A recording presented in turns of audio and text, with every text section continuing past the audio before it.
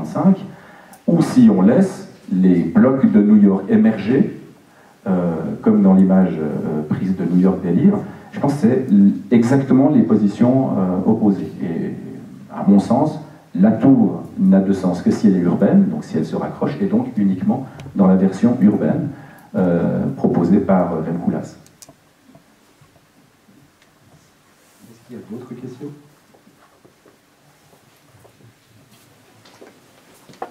J'ai juste une question concernant peut-être le diapositive du 31e étage, je ne me rappelle pas lequel c'était, de la Prime Tower.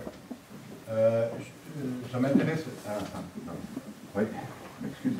Ce qui m'intéresse, c'est de savoir, quand on a vu les noyaux enfoncés donc en noir, et puis le contour du bâtiment, c'est-à-dire la surface brute, et puis la surface de circulation, c'était autour des... Les circulations présentées autour de 50 voire 60%. Est-ce que c'est confirmé ça?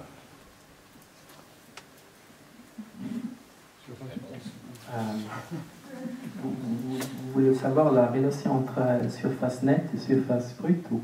Le rapport simplement entre la surface brute et puis la surface utile. Oui, c'est entre 79 et 81%. La relation. Ah, c'est un étage, non, c'est pas celui-là, c'est un étage type où il y a des bureaux à la périphérie. Je ne me rappelle pas quel étage.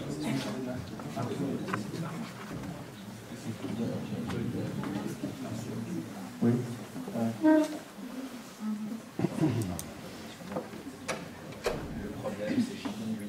Non, non, c'est pas.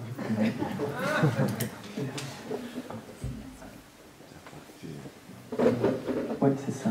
Ah, oui. Alors, par exemple. La surface utile commence ici. Hein. Ici. Oui, je dirais que le corridor autour, il fait partie des circulations. Non, non, c'est le corridor utile. Parce que le locataire, il paye d'ici jusqu'à aux vitres. Donc, ce sont, comme je l'ai dit, 79, entre 79 et 81%. Ça dépend de l'étage, parce que, oui, les étages supérieurs, on a plus que les étages inférieurs.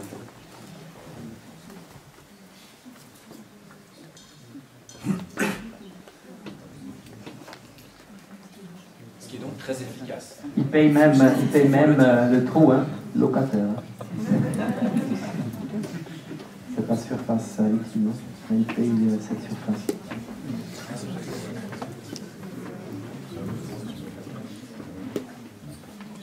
Question? Bon, deux dernières questions.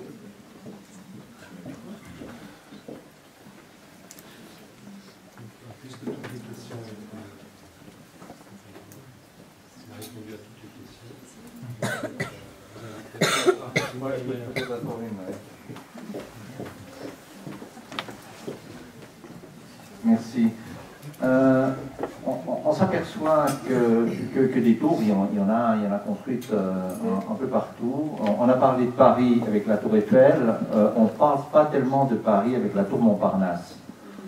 D'accord? La tour Montparnasse, on peut en penser ce qu'on veut, mais c'est une espèce de verrue posée à Paris, alors que le développement de la tour de la Défense, de la Défense est un programme complet, intéressant, hors de ville, facilement compréhensible, etc.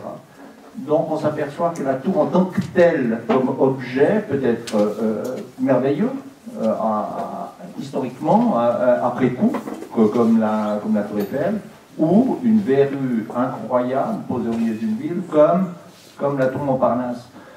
Donc, pour éviter ce genre d'imbécilité, la question qu'on peut se poser, c'est est-ce qu'il ne devrait pas préexister un plan d'aménagement global, un plan directeur qui est fait par des gens intelligents, qui est compris par l'ensemble de la population et qui sert finalement de base à la réflexion. Faute de cela, on va être confronté à des objets qui s'inscrivent dans un paysage ou qui ne s'inscrivent pas dans un paysage, ça dépendra de son opinion, mais qui fera fi d'une espèce d'accord ou de tendance acceptante ou compréhensible, au moins, de l'ensemble de la population. Moi, je veux juste rajouter que les Parisiens ont eu tellement peur de la tour Montparnasse qu'ils ont bloqué la construction des tours pendant 40 ans. Donc c'est juste maintenant qu'ils sont en train de revenir de cette interdiction et qu'ils vont reconstruire, et encore ils ne vont pas reconstruire des tours qui ont des formes de tours, puisqu'ils construisent des tours qui ont des formes de pyramides. C'est assez étrange.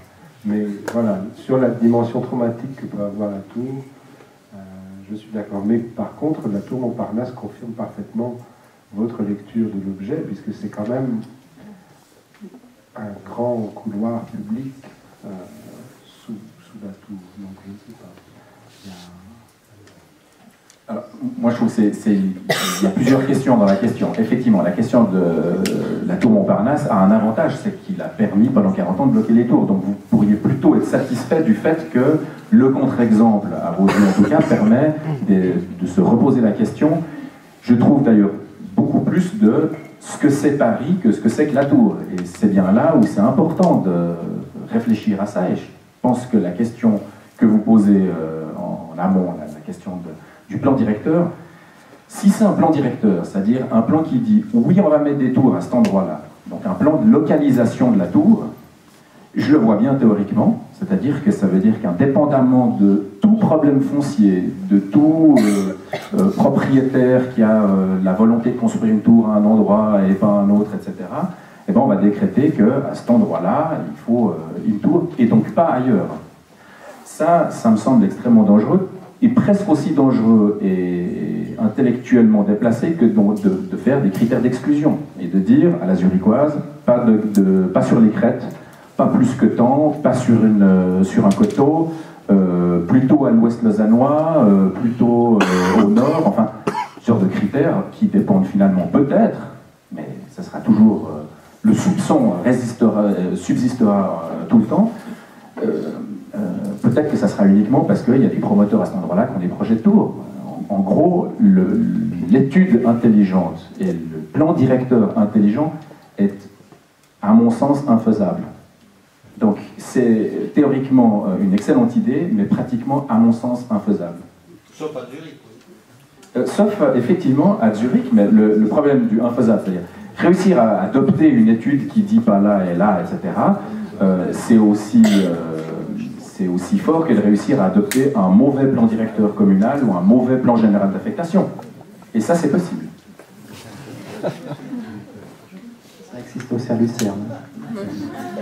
Bien sûr que le plan, c'est une définition négative. C'est des zones sensibles et des zones moins sensibles où on peut construire haut. Alors que vraiment, c'est pas une définition d'une site en positif, c'est vraiment c'est l'exclusion. Ce qui est très intéressant, même si on a une limite de 80 mètres, souvent on ne peut pas même consommer cette limite. Ça veut dire que les tours restent à 50 ou 60 mètres. Parce qu'en tout cas, il faut faire un concours si on veut, comme en entreprise immobilière, il faut faire un concours pour des tours.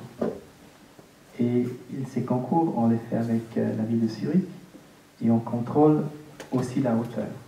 Par exemple, plus proche de la gare de Zurich, c'est la Europaallee. Là, on pouvait construire jusqu'à 80 mètres, mais il n'y aura aucune tour qui va arriver à 80 mètres. Ce sont 55 ou presque 60 mètres, c'est la limite. Parce qu'on a discuté avec cette...